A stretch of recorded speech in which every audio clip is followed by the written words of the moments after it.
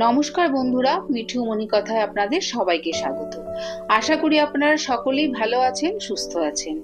আজকের এই ভিডিওর বিষয় হলো ইংরেজি 2025 সাল আর বাংলা 1432 বঙ্গাব্দের বেণীমাধব শীলের ফুল পঞ্জিকা অনুসারে ভাদ্র মাসের পার্শ্ব একাদশীর পূর্ণাঙ্গ সময়সূচি। প্রথমেই জেনে নেওয়া যাক এই একাদশীকে পার্শ্ব একাদশী কেন বলা হয়। আষাঢ় মাসের শুক্লপক্ষের একাদশী তিথিতে শয়ন একাদশী, যার নাম ভগবান বিষ্ণু অনন্ত শয্যায় শয়ন করেন, এবং ভাদ্র মাসের শুক্লপক্ষের এই একাদশীতে তিনি তার শয়নরত অবস্থায় পার্শ্ব পরিবর্তন করেন। তাই এই একাদশীর নাম পার্শ্ব একাদশী বা পরিবর্তনী একাদশী।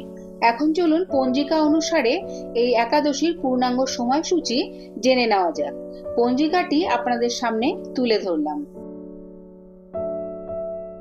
একাদশী তিথি শুরু হবে ইংরেজি 2রা সেপ্টেম্বর 2025, বাংলা 16ই ভাদ্র 1432 মঙ্গলবার রাত্রি 12টা 58 মিনিট থেকে।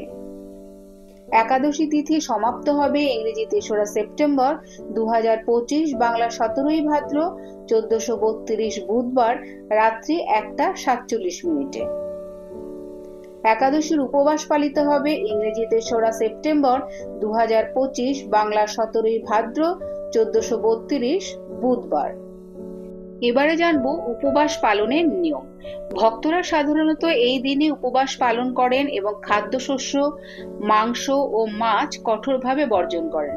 খাদ্যশস্যের মধ্যে পড়ছে চাল, গম, ভুট্টা, বার্লি, রাই, ওটস এবং বাজরা। এগুলো কিন্তু একদমই খাওয়া যাবে না।